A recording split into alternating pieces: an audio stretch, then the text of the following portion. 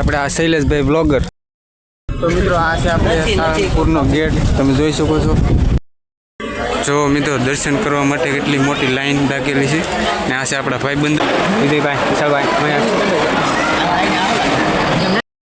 Hello મિત્રો, તો કેમ છો? તો બધા મજામાં છો? તો જય માતાજી. તો આજે આપણે કમસે કમ 4-4:30 જેવું થઈ ગયું છે ને આજે આપણે નીકળ્યા છીએ ટ્રીપ માટે.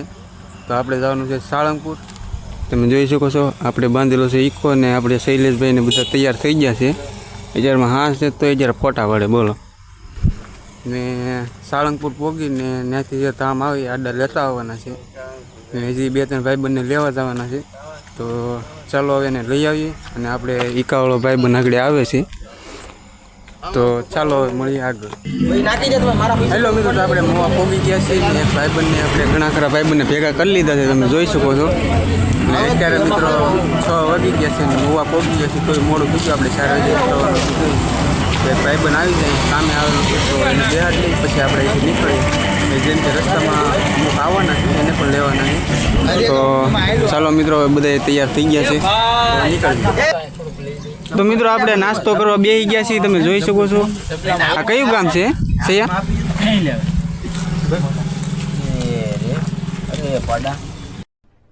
अरे कहना क्या चाहते हो?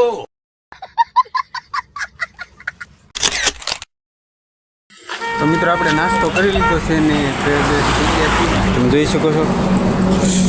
હવે બધા ચા લાગે આટા મારે. હવે આપણે ઈકો ઉપાડવાનું છે ને આપણે આ શૈલેષભાઈ બ્લોગર. તો હવે તો લગભગ કાંઈ વોલ્ટ લેવાનો થતો નથી, આપણે હવે ડાયરેક્ટ સાળંગપુર મળશું. ચાલો આપણે પાસે એક વોલ્ટ લઈ લીધો છે ને બધા ક્રેશ બેસ થઈ ગયા છે, તમે જોઈ શકો છો. અહીંયા પેટ્રોલ પંપે ને બધા જો બગીચામાં આટા મારે છે. આપણે मुझसे प्यार करती है या नहीं करती है? नहीं, तेरा मुझसे प्यार है या नहीं है? अभी मजा आएगा ना भिड़ो. જો હિંદોળે આટા મારે. તો મિત્રો કમસે કમ 20 કિલોમીટર જેવું રહ્યું છે, ત્યારબાદ આવશે સાળંગપુર. તો આપણે સાળંગપુર દર્શન કરીશું.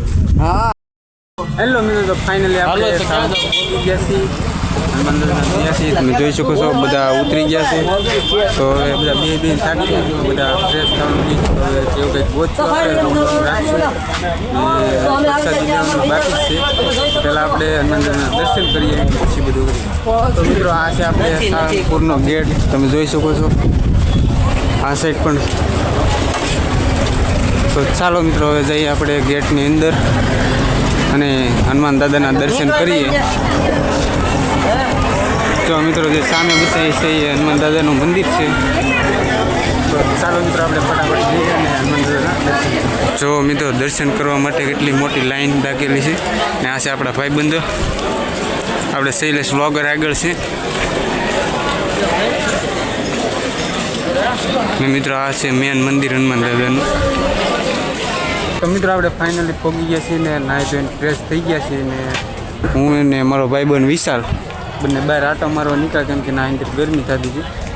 ને મિત્રો આ બાજુ છે હનુમાન દાદાની મૂર્તિ ના પણ આપણે જવાનું છે ને આ બાજુ મંદિર ઝાડવા આડા આવી ગયા છે. તો બધા નાહી ધોઈને ફ્રેશ થઈ ગયા બધા ફરવા. આપણે સાળંગપુરમાં ભોજનાલય છીએ, તમે જોઈ શકો છો સુવિધા અહીંની. આ છે મિત્રો સાળંગપુરનું ભોજનાલય. ચાલો હવે આપણે જઈએ અંદર. આ છે મિત્રો અંદરની, તમે જોઈ શકો છો અત્યારની ટ્રાફિક.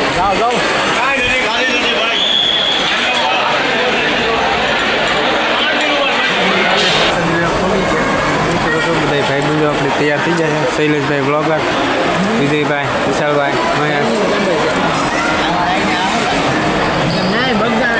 આ સાઈડ આપણે શૈલેષભાઈ. પ્રસાદીમાં તમે જોઈ શકો છો ખીચડી, દાળ, શાક ને ખીરો. સાળંગપુર દર્શન કરી લીધા છે. મંદિર તો 4-5 વાગે ખુલશે. બધા કહે છે કે હવે બીજે દર્શન કરવા જવું છે, તો ખબર તો નથી કઈ ધામ લેવાનું છે, પણ આપણે જુઓ પ્રસાદી બધું લઈ લીધું છે ને આપણે આવે છે શૈલેષભાઈ બ્લોગર ને મહિલો. તો જો મિત્રો ચાલો હવે બધે ફોન આવ્યો છે કે ઈકે આવા જવાનું છે, તો આપણે ના જઈએ, બધા કે એમ કરશું. તો ચાલો મિત્રો આપણે સાળંગપુર જઈએ છીએ ને તમને વિડીયો કેવો લાગ્યો સાળંગપુરનો લાઈક છે અને સબસ્ક્રાઈબ કરવાનું ભૂલતા નહીં. ને હવે મળશું નવા બ્લોગમાં. ને હવે જવાનું છે આપણે અરણેજ ને અરણેજનો ભાગ આપણે બીજા બ્લોગમાં આપશું. તો જય માતાજી, ફરી મળશું.